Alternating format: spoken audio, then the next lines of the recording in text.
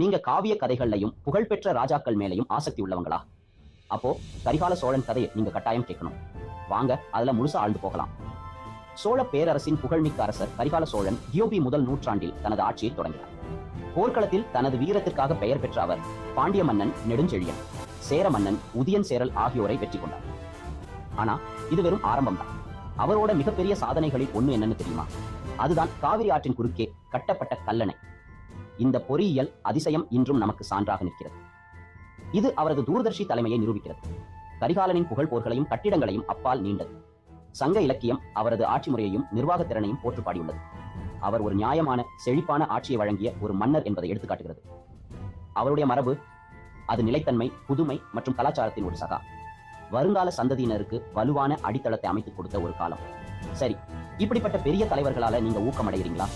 அப்போ இந்த வீடியோவை லைக் பண்ணுங்க, ஷேர் பண்ணுங்க, சப்ஸ்கிரைப் பண்ணுங்க.